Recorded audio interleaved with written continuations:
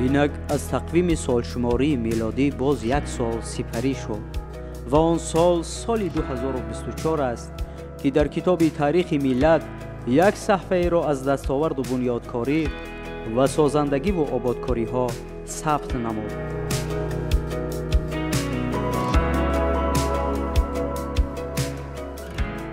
سالی که انتها یافت، بیشتر ما شاهد رشد ساحه‌های مهم و کلیدی جامعه گردیدیم.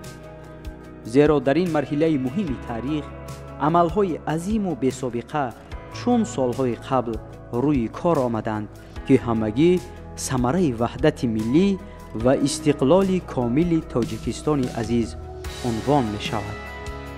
مردم شریف و سربلند تاجیکستان عزیز در سال 2024 در مسیر تاریخ دولتداری تاجیکان از خود بسا قابلیت فوق‌العاده بنیادکاری و سازندگی نشان داده و این وسیله در رشد و ترقیات بی‌سابقه سمت و ساحه‌های گوناگون خواجگی خلق کشور عزیزمان تاجیکستان نقش نظررس گذاشتند.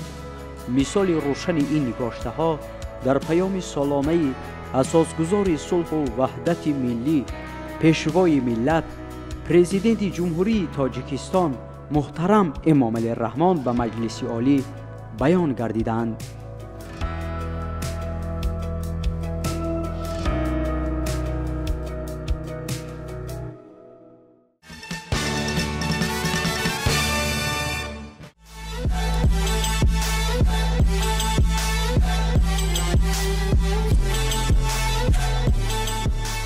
سال 2024 برای طراحان ما نیز سالی باقرار بود.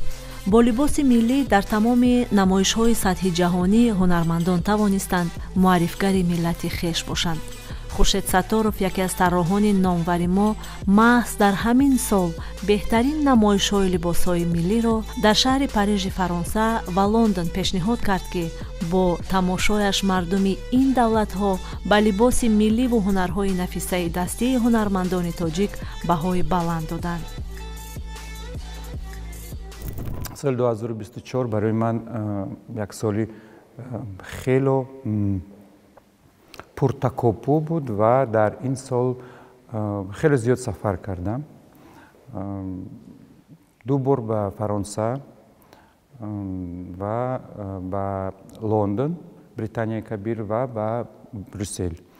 اینچنین در رفت این سفرهایی که داشتم روزهای فرهنگ تاجیکستان که در کویت گذشت و در چند کشور دیگر، در اینجا هم با یک برنامه زیبا لباسهای خود را به نمایش گذاشتم.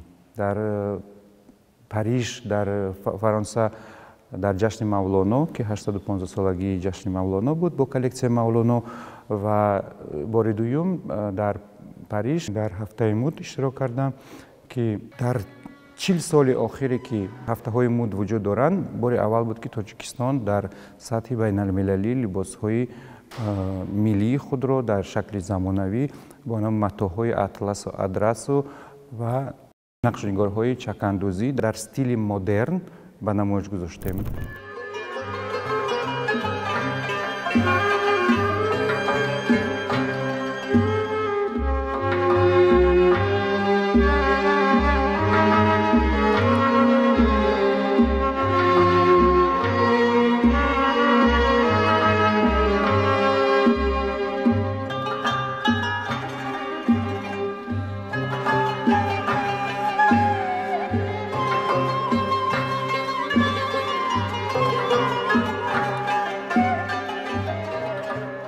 воқеан тамошои намоиши ин либосҳо ки бо санъати қадима ва ҳозираи миллати тоҷик омехта карда духта шудааст, бо нафосату зебоияш тамошобини хориҷи кишварро ба ҳайрат овардааст.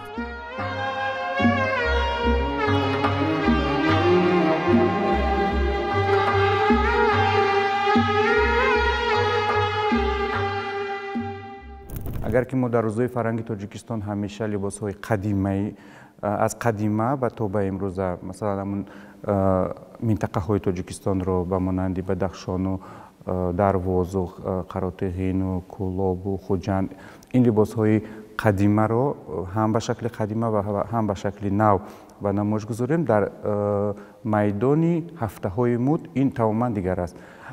дар ин ҷо нигоҳи нав як диди креативӣ ва мо кӯшиш мекунем ки бештар аз матоъҳои ватанӣ ва матоъҳои атласу адрасу шоҳию ин чизҳо беқасабу ин чизҳо истифода барем то тамоми мардум бидонанд ки ин моли тоҷикҳо ҳаст буд ва мемонад. як чаман гулҳои зебои ватан, як дил муҳаббату меҳри як ҳамдиёр, як ҳунарманди асил, як боғ себаргаву лолаҳои табиати афсункори меҳанро хуршед сатторов дар ин либосҳо тавонистааст инъикос кунаду аз ин зебоиҳо оламро огоҳ намояд.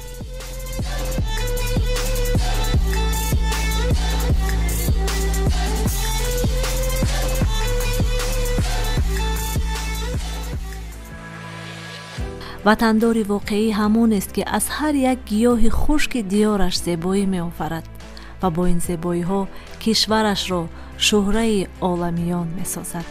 умед дорем соли 2025 низ барои тарроҳони номвари миллати мо соли бобарор, соли муаррифии миллати тоҷик дар ҷаҳон хоҳад буд.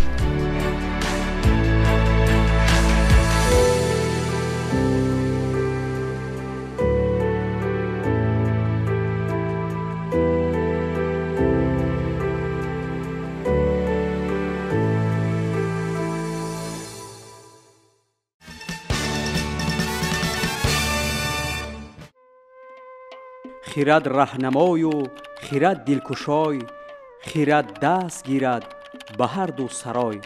این حکمت و تدبیر مهم را هنوز 1000 سال مقدم آفریدگار اثری ماندگار و توانبخش شاهنامه و شخصیتی برازنده چون استاد کلام ناب حکیم ابوالقاسم فردوسی نگاشته که همیشه این سطرها ورد زبان عام و خاص خواهد بود. واقعا خیرتمند را هر کجا هنر دستیابی است. همان ادبیات است که ادب را به انسان می‌آموزد، خاکساری را در نهاد ما جا می‌دهد. شکرانه طاهری که سال 2023 شاه جایزه شاه آزمون‌ها فروغ صبح دانایی کتاب است را به دست آورد، خود را نه قناعت پیشه بلکه جوان جوینده سرتلاش و پرغیرت نشان داده با یک وقار و متانت خاصه غالب آزمون دانشجوی سال 2024 نیز گردید. سال روان مثل سال گذشته برای من پر از خاطرات است، زیرا که اگر در کلوار خاطرات سال 2023 شاه جایزه خود را اگر گذاشته باشم یا اینکه ملاقات با پیشوای معظم ملت را برای خود یادآوری عظیم برده باشم، پس در سال 2024 به یکی از بزرگترین آرزوهای دیگرم که نائل گشتم، یعنی گرفتن جایزه دانشجوی سال 2024 که در نقش آرزوهایم جایگیر کرده بودم هنوز از کرسی اول، و همزمان در سال روان در دور نهایی آزمون جمهوری فروغ صبح دانایی کتاب است. 3 شاگردم سزاوار جایهای افتخاری گردیدند که یکی از نامینه ایجاد نثر سزاوار جای اول گردید، دومی از نامینه ادبیات بچگانه بین صنف‌های 5 و 8 سزاوار مقام دوم گردید و دیگر در نامینه ادبیات معاصر بین صنف‌های 1 تا 4 سزاوار مقام سوم گردید و همزمان برایم عنوان علاجه معارف را دادند که بسیار خوشایند بود و واقعا هم امسال سالی برایم پر از خاطرات و پر از ارزش‌های معرفتی بود. آزمون دانشجوی سال 2024 که در حوزه ماهواره جوانان از جانب مقامات اجرایی حاکمیت دولتی شهر دوشنبه و کمیته جوانان و ورزش نزد حکومت جمهوری تاجیکستان راه اندازی شد، شماره زیادی جوانان سازنده و ایجادکار و صاحب استعداد و نوآور را از مؤسسه و دانشگاه و دانشکده‌های عالی کشور به هم آورد. کمیته جوانان ابتکار گرفت که بهر جوانان کشور آزمون با نفوذ جمهوری دانشجوی سال 2024 را برگزار نماید. وقتی که ما از هر یک دانشگاه یک نفر دانشجو پیشنهاد کردیم و اشتراک کنندگان از تمام مناطق کشور وجود داشتند و این آزمون نه تنها بین ما سبقت دانش بلکه رشته های دوستی را همچون تار عنکبوت پیوند کرد. دستاوردهای نظررس نورسان و جوانان ما بازگو کننده آن است که آنها در گذشته هم غالبان چندین آزمون و المپیادهای سطح جمهوریوی دانسته شدند. تکیهگاه هر یک ملت پیش از همه جوانان آن می باشند و پیشوای معظم ملت در یکی از سخنرانی‌های خود تذکر کرده بودند که ما جوانان واقعا هم چون حلقه های یک زنجیر تکیهگاه این ملت هستیم و واقعا هم می توانیم که بار گران این ملت را به دوش خویش کشیده باشیم و به آینده نیز چنین فضای با فرهنگ و با معرفت را باقی گذاریم.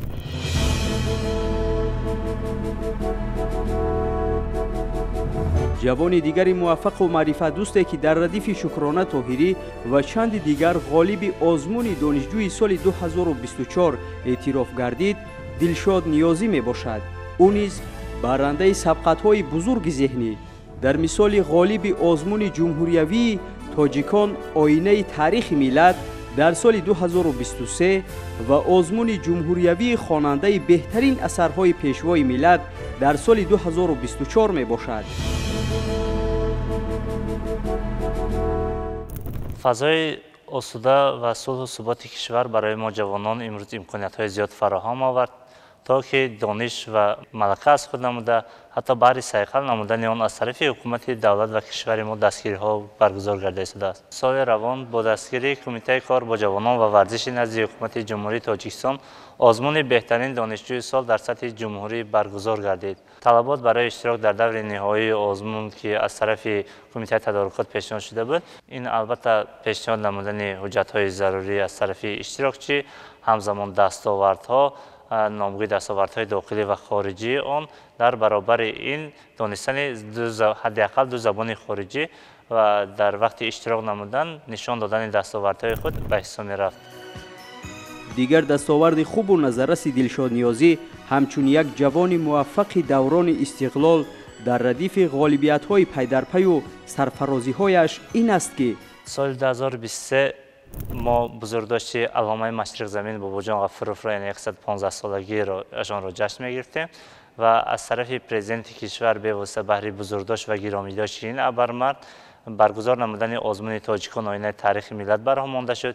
آزمون مذکور که به واسطه با اشتراک زیاد از 120,000 نفر در سطح جمهوری برگزار گردید. خوشبختانه من توانستم که در این 4 دور سزاوار جای اول گردم.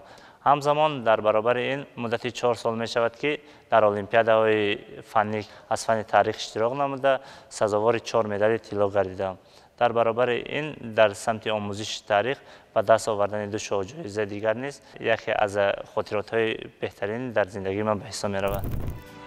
در چنین آزمون و مراسم‌های با شکوه سطح جمهوریوی پیروز و دستبالا شدن جوانان چون شکرانه طاهری و دلشاد نیازی گواه بر آن است که آنها واقعاً دارای افکار تازه و دانش و معرفت خاصه بوده.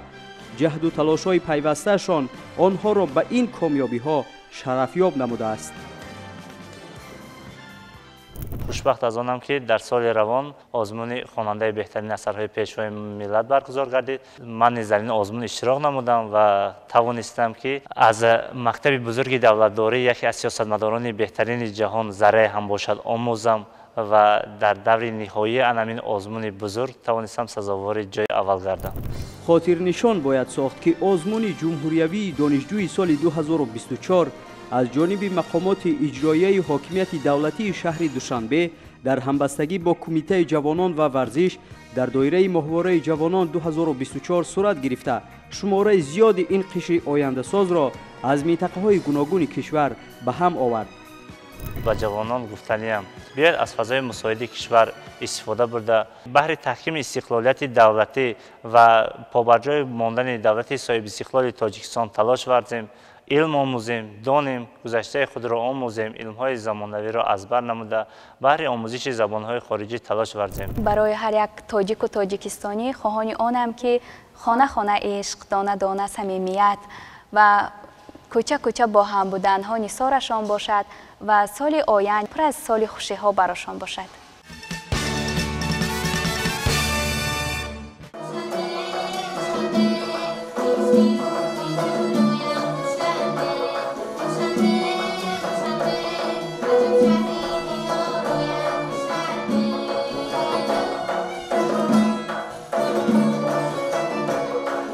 бо баргузор гардидани озмуни ҷумҳуриявии Тоҷикистон ватани азизи ман чеҳраҳои нав рӯи саҳнаи ҳунари тоҷик муаррифӣ шуданд ва наврасону ҷавононе ки ба суруду мусиқии дилбастагӣ хос доштанд кӯшиш намуданд то дар ин озмун маҳорати худро санҷанд ва ҳунари худро боз ҳам сайқал диҳанд.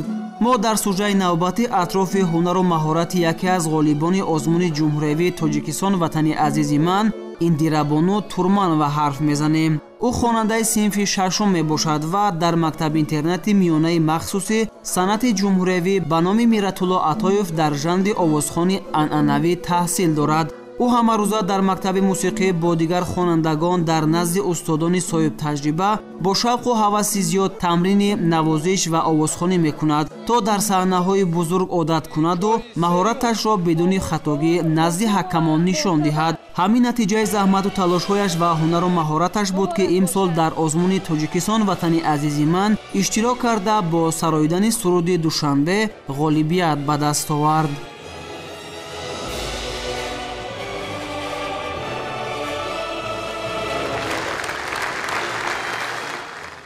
ман бори нахустин дар озмуни ҷумҳуриявии Тоҷикистон ватани азизи ман дар синни 9 солагиам иштирок карда аз сабаби оне ки синни соли ман ба озмун мувофиқ наомад бо ифтихорнома маро қадрдонӣ карда шуданд ва вақте ки ман ба синни 12 солагӣ расидам ман хостам ки дар озмуни ҷумҳуриявии Тоҷикистон ватани азизи ман бори дигар ҳунари худро сайқал дода ғолиб оям ва ҳамин тавр шуд. дар даври ноҳиявии озмун ман бо суруди Ситораи ман сазовори ҷои якум гаштам ва дар даври дуюм яъне даври шаҳрӣ бо суруди Шаҳри озодаи ман сазовори ҷои сеюм гаштам. дар даври ҷанбастии озмун бошад бо суруди Душанбе сазовори ҷои сеюм гаштам ва ман ифтихор аз он мекунам ки ман яке аз иштирокчиён ва ғолиби даври ҷанбастии озмуни ҷумҳуриявии Тоҷикистон ватани азизи ман мебошам.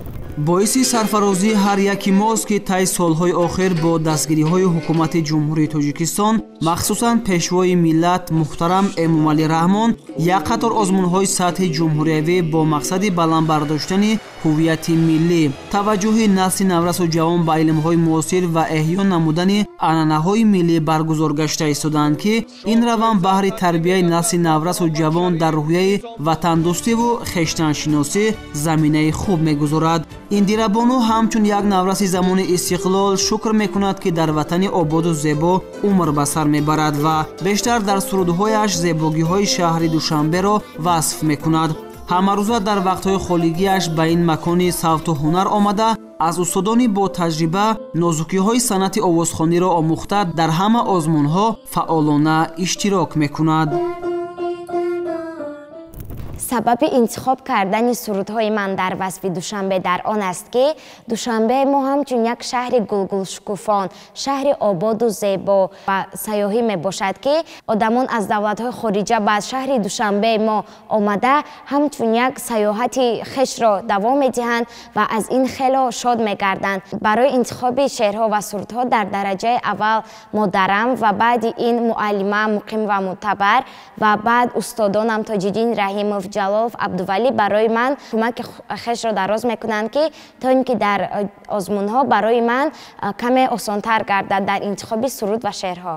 و سبب سردهای من در همین است که من که وطن خویش را خیلی دوست می‌دارم و از سببی که وطن ما خیلی آرام است، آرام و تنجی است و از زیبایی آنها می‌خوام زیبایی وطن خود را، آرامی وطن خود را در سردهای خود وصف نمایم. индирабону ҳанӯз аз хурдсолӣ ба санъати сарояндагӣ шавқи беандоза дошту дар ҳама озмуну чорабиниҳои фарҳангӣ фаъолона иштирок мекард. дар баробари озмуни тоҷикистон ватани азизи ман боз дар озмуни ситораи дурахшон ту қалби тоҷикистони душанбе ва дигар озмунҳои ҷумҳуриявӣ иштирок карда таҷрибаашро зиёд мекунад ва боз ҳам ҳунари сарояндагии худро рушд медиҳад. شب ندیدم تو را ستاره من شعله‌ور در هوا ستاره من در حساب ستاره های فضا در حساب ستاره های فضا به تو کردم خطا ستاره من به تو کردم خطا ستاره من. бояд гуфт ки баргузории озмуни тоҷикистон ватани азизи ман тавонист роғибону ташнагони санъат, оҳангсозон, сарояндаву навозандаҳои ҷавонро рӯи саҳнаи ҳунар муаррифӣ созад. индирабону пайваста пай тамрин ҳасту омодагӣ мебинад барои сабти сурдуҳои нав ва дар оянда мехоҳад овозхони касбишуда баҳри рушду ободии ватанамон саҳми худро гузорад. سال 2024 برای من یک سال خاطرمان بود که غالبیت در آزمون جمهوری تاجیکستان وطن عزیز من و اشتراک در آزمون شهری تو قلب تاجیکستان دوشنبه برای من این یک خاطره های بزرگ آوردن که در جاده صنعتم و در جاده دوستانی نو پیدا کردن، با شخصانی نو شناس شدن، نه تنها با دوستان بلکه با نویسندگان، با شاعران و با کمپوزیتورانی نو شناس شده با آنها همکاری خویش را سر کردم. و اینچنین در فستیوال کنکورس ستاره درخشان که با دستگیری ظفر عبدالعلیموف تشکیل شده بود اشتراک کردم و برای من در آنجا غالبیت مهم نبود، مهم آن بود که من در این فستیوال کنکورس اشتراک کرده هنر خود را نشان دادم. воқеан ҳам индирабону овози форан ва маҳорати сарояндагии хуб дорад ва дар ҷодаи интихоб кардааш то андозае муваффақ низ гаштааст. мо ба ӯ барор мехоҳем.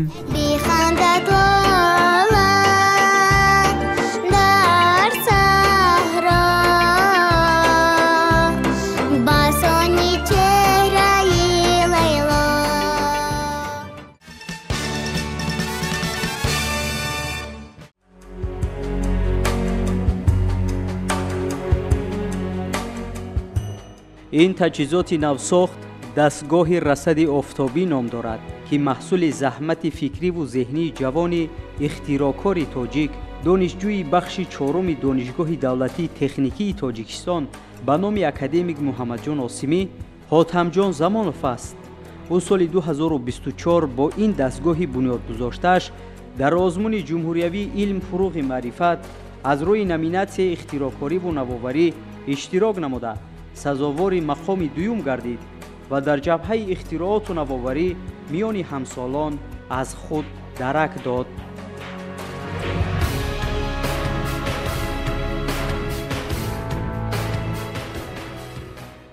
این سال برای من سالی خاطرمان بود چون من این سال در آزمون جمهوریوی علم فروغ معرفت از نامیناسیون اختراعکاری و نوآوری اشتراک نموده سزاوار جای دوم گشتم. تجهیزات شناکننده آفتابی با رصد آفتاب را اختراع نمودم.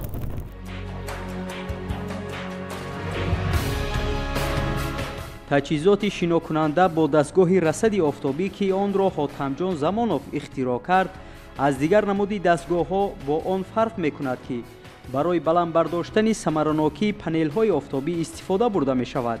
استفاده سطح بالای آبانبارهای صنعی و طبیعی امکانیت می دهد که بخارشوی و رویدن آبسبزها در قعر آن کم کرده شود و در این برابر باز می تواند самаранокии панелҳои офтобиро аз ҳисоби таъмини ҳарорати мӯътадил баланд бардорад, яъне ҳамчун хунуккунандаи об истифода гардад. дастгоҳи ихтироъкардаи ман барои баланд бардоштани самаранокии панелҳои офтобӣ нигаронида шудааст ва чуноне ки дар солҳои охир мо мебинем аз ҳисоби проблемаҳои демографӣ, яъне зиёд шудани аҳолӣ дар тамоми сайёраи замин, норасоии замин барои кишту кор, барои тохтани хонаҳо ба назар мерасад. Дар бисёри давлатҳои пешрафтаи ҷаҳон имрӯзҳо панелҳои офтобии шинокунандаро истифода мебаранд, яъне панелҳои офтобиро дар болои обанборҳо ва кӯлҳо мегузоранд ва аз онҳо энергияи электрикиро ба даст меоранд. ва дастгоҳи мо барои ҳамчун офтобпараст ҳамеша аз пайи офтоб самтгирии ҳамин панелҳо нигаронида шудааст. тавре асосгузори сулҳу ваҳдати миллӣ, пешвои миллат, президенти ҷумҳурии тоҷикистон муҳтарам Эмомалӣ Раҳмон 28 декабри соли 2023 дар паёми солонаи худ таъкид доштанд, ки ҷумҳурии тоҷикистон ҳамчун давлати пешсафи ҷаҳон дар самти инкишофи иқтисоди сабз соли 2037 воқеан ба кишвари сабз табдил меёбад.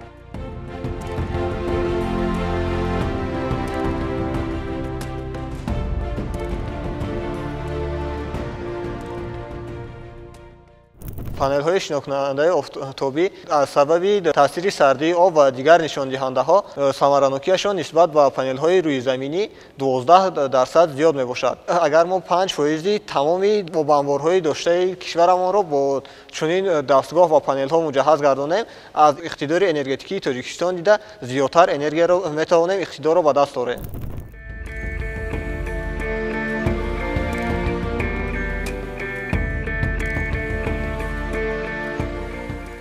хушвақт Мирзо Валиев низ аз табори ҷавонони хушзавқу навовар дониста мешавад, ки ӯ низ дар масири ихтироъкорӣ кайҳо қадамҳои бузург бардоштааст.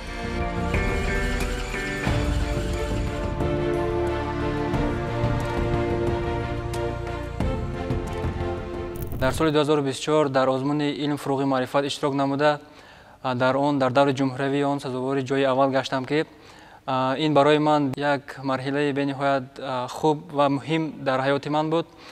дар ин озмун иштирок намуда сазовори ҷои якум гардидам ва миннатдории худро бевосита ба пешвои миллат президенти ҷумҳурии Тоҷикистон муҳтарам Эмомалӣ Раҳмон мерасонам, ки барои мо ҷавонон чунин озмунҳо ташкил намуданд. Мақсади асосии иштирок дар ин озмун дар он буд, ки идеяе ки дорем пешниҳод барои озмун пешниҳод намоем. Ихтирои мо барои конструксияи муҳаррики дарунсӯзро дигар намудем, ки аз ҷиҳати иқтисодӣ фоидаи бениҳоят калон дорад, зеро муҳлати кории муҳаррик зиёд мегардад ва сарфаи сӯзишворӣ низ 10% кам мегардад, ки ин барои буҷаи ҳар як оила фоидаовар аст ва худи ихтирои мо дар барномаҳои компютерӣ тадқиқот гузаронда шудааст ва анализҳо гузарондем, ки натиҷаҳои мусбат нишон доданд. ҳоло бошад аз маблағе ки дар ин озмун ба даст овардем, мехоҳем идеяҳои дигаре ки дорам иҷро намоям ва барои саноаткунонии босояти кишвар якчанд идеяҳо дорем, ки барои истеҳсолот муфид мебошад ва худи ҳозир баррасӣ шуда истодааст бо ҳамроҳии омӯзгорон ва якчанд нафар донишҷӯёне, ки дар донишгоҳ таҳсил менамоянд.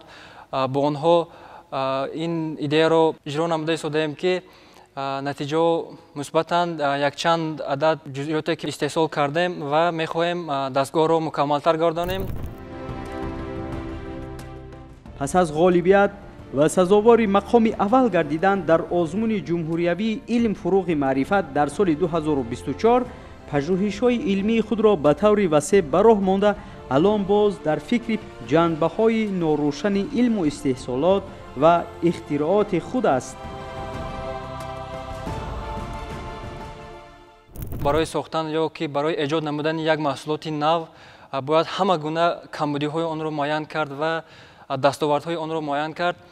боз дар ин озмун идеяҳои низ буданд, ки барои саноаткунонии босояти кишвар мувофиқ буданд ва худи мо низ ба ин кор, ба ин равия идома дода истодаем. барои ҷавонон ман тавсия медиҳам, ки биёянд иштирок намоянд ва барои пешравии кишвар, пешравии ҷомеа саҳми худро гузоранд.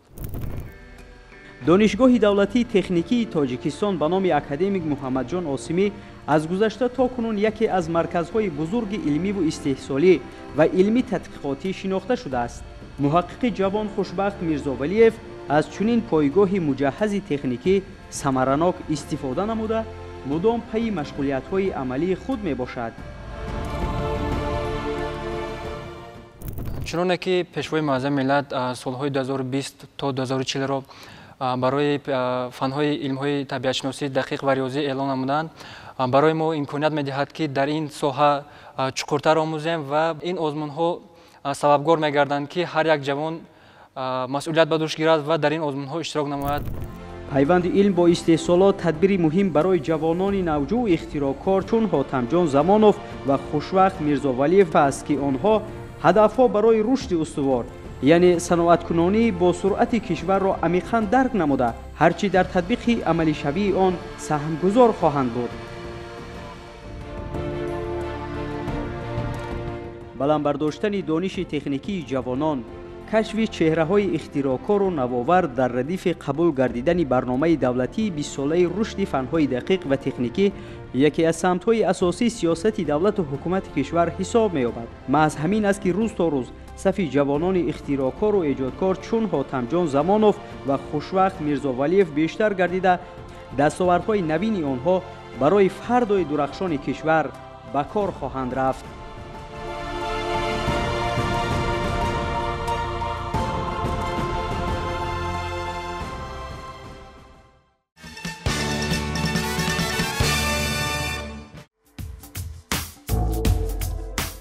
бунёд чутаев яке аз ғолибони озмуни илм фуруғи маърифат мебошад. ӯ соли сеюм аст ки дар озмуни мазкур иштирок менамояд ва имсол бо заҳмати зиёд тавонист ки пирӯзӣ ба даст орад.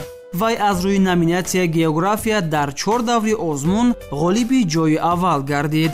бунёд донишҷӯи курси панҷуми донишгоҳи давлатии омӯзгории тоҷикистон ба номи Садриддин Айнӣ аст ва дар ин баробар дар гимназияи рақами 4 барои хонандагони болоёқати шаҳри Душанбе ҳамчун омӯзгори фанни география кор мекунад. бунёд дар муваффақиятҳои худ саҳми устодон ва волидонашро хеле бузург медонад ва мегӯяд ки онҳо ҳамеша кӯмак ва дастгириаш мекарданд.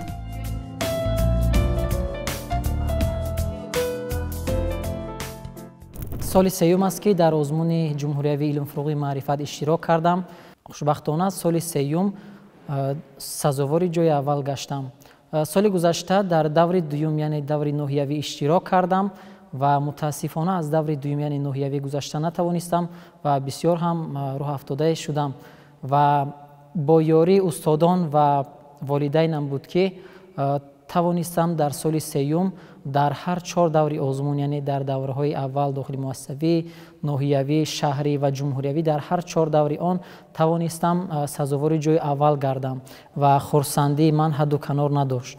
бо низомномаи озмун ва он адабиётҳое ки барои мо тавсия шуда буданд бо онҳо хуб шинос будам ва зиёда аз 20 адабиёти тавсияшавандае ки дар низомнома оварда шудааст ҳамаи онро бо ёрии устодон мутолиа кардем ва тавонистам ки муваффақ шавам.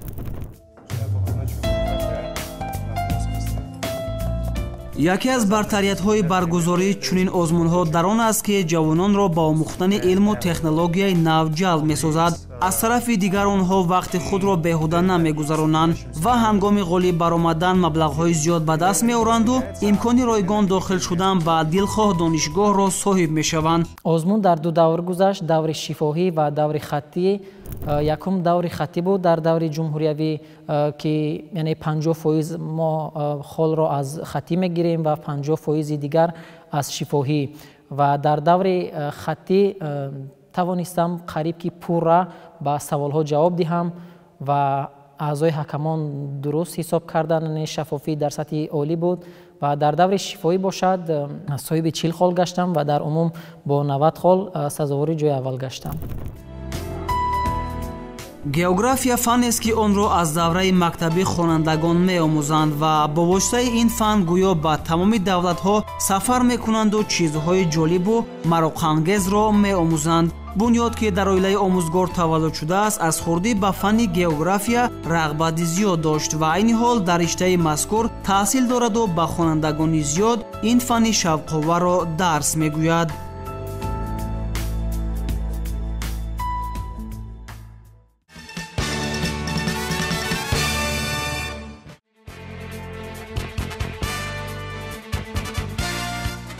سیده عبدالحمیدова را از شمول آن جوانان پرتلاش و سرمحصول کشور نام برد که با دید و دانش و خرد و هنر و مهارت فطری خود توانسته پرچم تاجیکستان عزیز را در چندین گوشه های دورادور از وطن به جلوه آورد.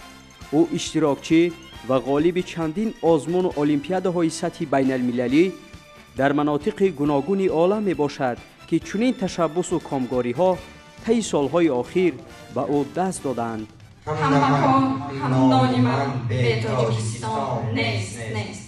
иштирокчӣ ва ғолиби якчанд олимпиадаҳои дохила ва байналмилалӣ мебошам. ҳамин сол моҳи сентябр ман дар як олимпиадаи байналмилалӣ ки Open World Astronomy Olympiad мебошад, олимпиадаи кушоди ҷаҳонии астрономӣ иштирок намудам. Ин олимпиада дар шаҳри Сочи, Федератсияи Русия гузашт. дар ин олимпиада 20 давлати ҷаҳон иштирок доштанд ва ман тавонистам сазовори ҷои дуюм гардам. Аз Тоҷикистон боз ду нафар дига бо ман буданд, онҳо низ сазовори ҷойҳои хуб гаштанд ва мо тавонистем ду ҷои дуюм ва як ҷои сеюмро ишғол намоем. Ин боиси ифтихор аст ки мо иштирок намудем ва тавонистем сазовори ҷойҳои намоён гардем. дар баробари дастовардҳои фаровони худ Саида Абдухамидова тасмим гирифт соли 2024 дар озмуни ҷумҳуриявии илм, фуруғи маърифат аз рӯи номинатсияи физика, астрономия низ иштирок намояд. соли 2022 ман боз дар як олимпиадаи байналмилалӣ ки номаш International Junior Science Olympiad буд барои наврасон. То 16 сола ман иштирок намудам. Ин олимпиада дар давлати Колумбияи Богота гузашт ва ман дар ин иштирок намудам ки дар ин олимпиада 44 давлати ҷаҳон иштирок намуданд ва ман тавонистам сазовори ҷои сеюм гардам. Ман дар олимпиадаҳои ҷумҳуриявӣ низ иштирок намудам ва дар синфи ҳаштум ман дар олимпиадаи ҷумҳуриявӣ сазовори ҷои сеюм гаштам. дар синфи нӯҳум сазовори ҷои дуюм, дар синфи даҳум бошад аз сабаби оне ки мо дар дигар олимпиадаи байналмилалӣ иштирок намудем ки номаш Asian Physics Olympiad буд ки дар Монголия гузашт. аз сабаби он мо иштирок карда натавонистем ва дар синфи 11 ман сазовори ҷои сеюм гаштам. хушзеҳниву ҳозирҷавобӣ ва таҷрибаеро ки ҳини иштирок дар озмуну олимпиадаҳои бурунмарзӣ истифода мекард, инҷо аз он кор гирифт. дарку дониши фарроху фаровони Саида Абдухамидоваро доварони нуктасанҷ ба инобат гирифта, ӯро ғолиби даври ҷумҳуриявии ин озмуни бошукӯҳ сазовор донистанд. ба фикри ман озмунҳо ва олимпиадаҳо ба ҷавонон хеле муҳим мебошанд, чунки мо на танҳо дониши худро месанҷем ва боз дӯстони худро пайдо хоҳем кард. миннатдории худро ба асосгузори сулҳу ваҳдати миллӣ, пешвои миллат, президенти ҷумҳурии Тоҷикистон муҳтарам Эмомалӣ Раҳмон расониданиям ки ба мо ҷавонон тамоми шароитҳоро муҳайё намуданд ва имконият медиҳанд то ки дар олимпиадаҳои дохила ва байналмилалӣ иштирок намоем. дар фосилаи додашуда барои функсияи хурд аз X функсия ибтидоӣ номида мешавад. ин нафар Муҳаммадҷон Қодиров аст ки амалу рафтор ва дастоварду натиҷаҳои ӯ ҳамсони қаҳрамони қаблист. нафаре ки дар ин сину сол дар чандин олимпиадаҳои кишварҳои дуру наздик аз риштаи фанҳои дақиқ, математикаву физика ширкат варзид, ғолибият ба даст овард ва Тоҷикистони азизро муаррифӣ намуда парчамбардорӣ кард. фане ки ман аз хурдсолӣ дӯст медоштам, ин фани математика мебошад. солҳои чандин аст ки ман дар озмунҳои минтақавӣ, ҷумҳуриявӣ ва байналмилалӣ иштирок меварзам. Муҳаммадҷон риёзидон аст. бояд қайд намуд ки Муҳаммадҷон Қодиров низ соли 2024 дар озмуни ҷумҳуриявии илм, фуруғи маърифат аз рӯи номинатсияи математика ширкат варзида сазовори ҷои якум гардид ки аз чунин комёбиҳои рӯзафзон фараҳманд асту хушҳол. дар соли 2024 ман дар озмуни ҷумҳуриявии илм, фуруғи маърифат аз номинатсияи математика сазовори ҷои аввал гардидам ва ман аз он хело ифтихор мекунам. хушбахтона аъзои ҳакамон сатҳи дониши маро хуб баҳогузорӣ карданд. ман аз ин фурсат истифода бурда мехоҳам гӯям ки ҳама ҷавонон бояд аз шароитҳои муҳайёшуда истифода бурда барои тараққӣ ёфтани фанҳои риёзӣ, фанҳои дақиқ ва дигар самтҳо бояд саҳми арзандаи худро гузоранд.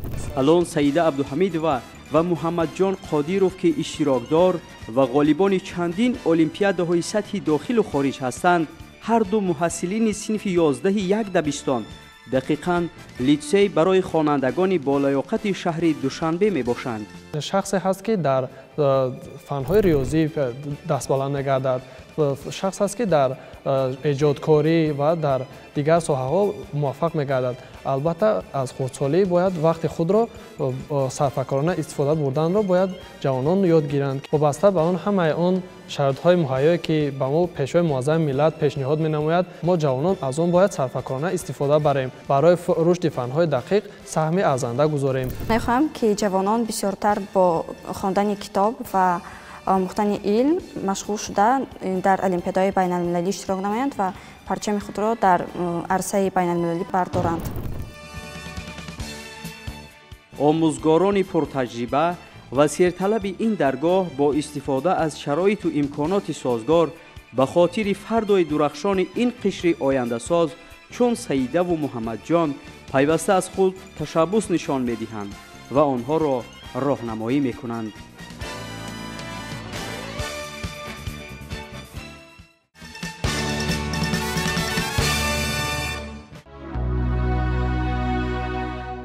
номзади илмҳои техникӣ Фатҳулло Одинаев мудири лабораторияи Институти физикаи техникӣ ба номи Султон Умарови Академияи миллии илмҳои Тоҷикистон мебошад.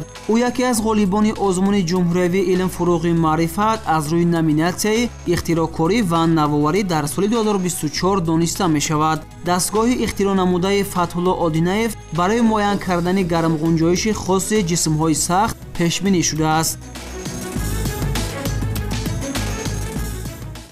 дастгоҳ асан барои иҷро кардани талаботҳои функсияҳои термодинамикӣ ки дар яке аз қисмҳои физика меояд ва дар корҳои илмӣ яке аз мавқеъҳои бисёр баландро ишғол менамояд. ба ҳамин дастгоҳ мо сохтем соҳиби ихтироъ ва сертификат аз Тоҷикстандарт ва чандта актҳои санадҳои тасдиқшаванда, яъне санадҳои истифодаро ҳам гирифтем. дар дастгоҳ зиёда аз 10 нафар аллакай рисолаҳои докторӣ шунда истифода бурданд ва дар рисолаҳо ҷой додагиянд.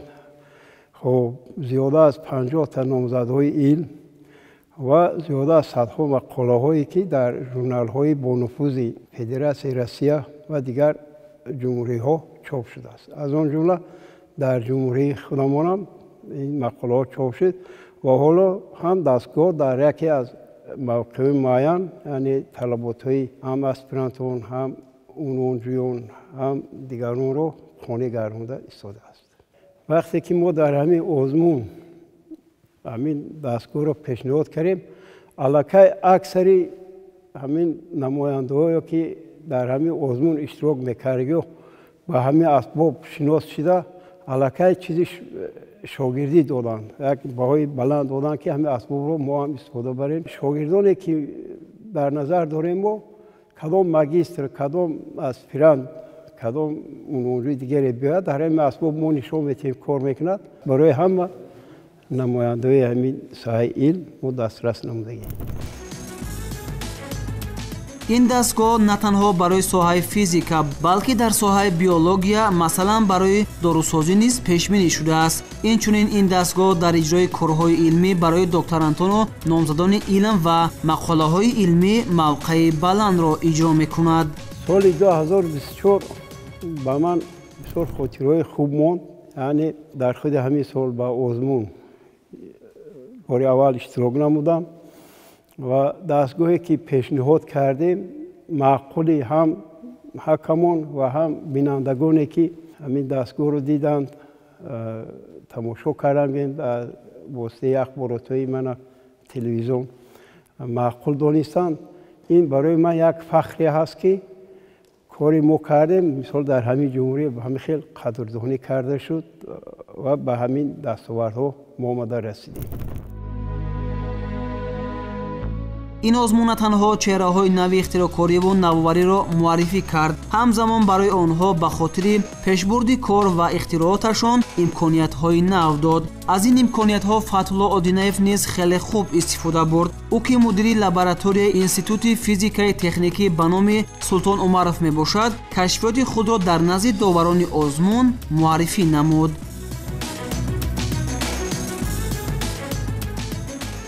идеяи сохтани ин дастгоҳро ҳанӯз аз соли 2016 ба нақша гирифта буданд ва дар якҷоягӣ бо профессорони институти физика дастгоҳро омода карданд. ин асбоб ба гурӯҳи асбобҳои ҳароратсанҷӣ дохил мешавад ва дорои патенти ихтироъотӣ буда барои истифода дар истеҳсолот аллакай омода аст.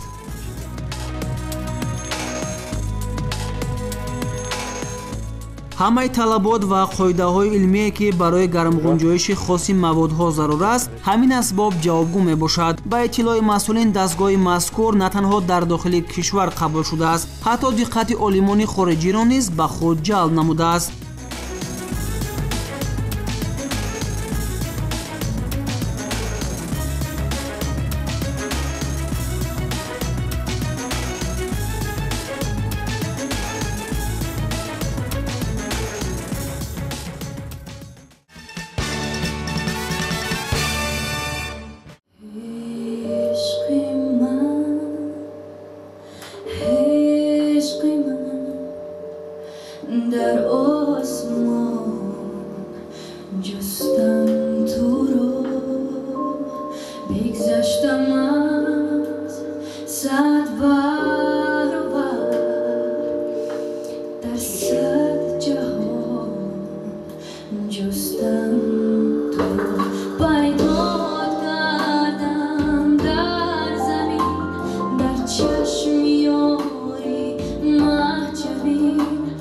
нилуфар азизова ҳамагӣ 6 сола буд ки модар ӯро ба ин даргоҳ меовард. муваффақияти ӯ аз ин остон, яъне аз тоҷикистон то ба кишварҳои дурдаст рафтаву санъату ҳунари миллати моро барои ҷаҳониён муаррифӣ кардааст. Звезды поднимаются выше, свет уже не сводит с ума. Если ты меня не услышишь, значит, наступила зима. Небо, загрустив, наклонилось, в сумраке укутав дома. Больше ничего не случилось, просто наступила зима. Тот день, когда ты мне приснился, я все придумала сама. На землю тихо опустилась зима, зима. Я бы хотела пожелать всему подрастающему поколению никогда не сдаваться, не бояться проявлять свой талант и не бояться, что тебя не поймут. Хотела бы, чтобы каждый, у кого есть талант именно в музыке или желание, чтобы не оставлял этот путь и продвигался в этом направлении дальше. Нилуфар Азизова, она пришла ко мне в 16 году или в 15-м, не помню. Это был как раз праздник Навруза, 21 марта, хорошо помню. И мама ее за ручку маленькую привела, ей было 6 лет. Первый раз мы с Нилуфар спели вместе песню, одну детскую песню из какого-то кинофильма, я не помню. Я сразу поняла, что... Потом, конечно, когда они стали ходить, я сразу поняла, что у этой девочки, если она будет серьезно заниматься вокалом, у нее очень хорошее будущее. И вот сколько лет, мы, наверное, с ней уже лет 11-12 вместе, она занимается вокалом. И я вижу ее упорство, как она работает. Мне это очень нравится. И спасибо ее маме за огромную поддержку. Ее мама очень сильно ее поддержит и мне помогает в этом. устодаш ҳунарманди маҳбуб таҳмина рамазонова мегӯяд ҳанӯз аз хурдии истеъдоди нотакрори нилуфар эҳсос мешуд ва мо бовар доштем ки чунин қуллаҳои ҳунарро ӯ фатҳ мекунад.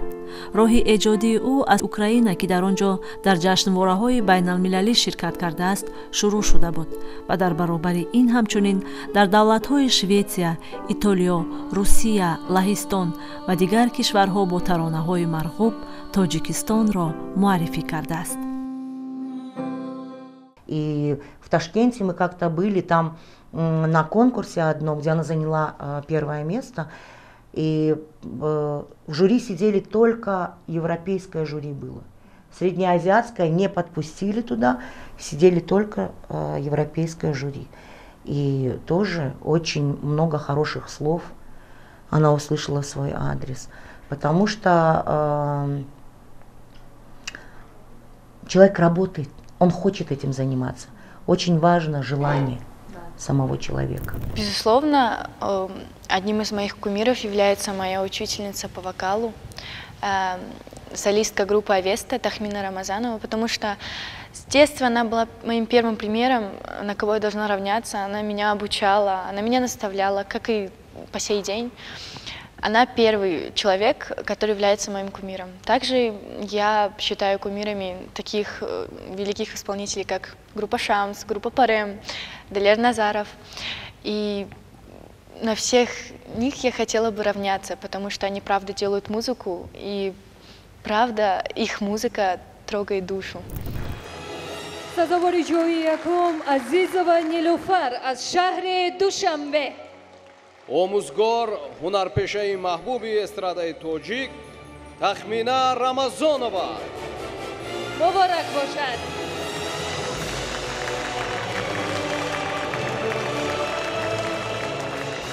падару модар дар пешрафту дастовардҳои Нилуфар саҳми босазое доранд. кӯшишу заҳматҳои онҳо хоса истеъдоди волои Нилуфар ва меҳнатҳои шабонарӯзии устодаш сабаб гардида ки дар озмуни ҷумҳуриявии Тоҷикистон ватани азизи ман низ Нилуфар Азизова сазовори ҷои аввал гардид. В 3 турах я заняла первые места. Это в районном, это Смойле Сомони, в городском и в республиканском туре, который проходил 5 октября. Безусловно, этот конкурс дает большую возможность молодежи проявлять талант, тем более мотивируя премией от президента самого. Соответственно, это очень приятно понимать, что вот то, к чему ты стремился, это оценивается. Поэтому я благодарна за эту возможность.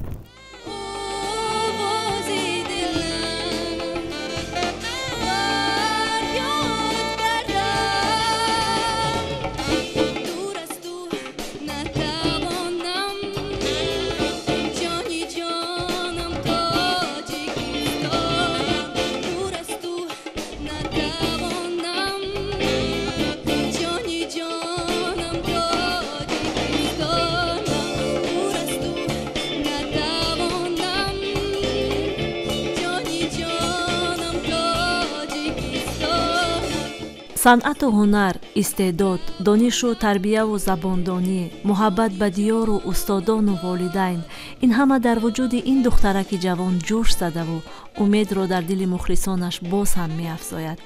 Мои родители принимают большое колоссальное участие в моей жизни, музыкальной жизни.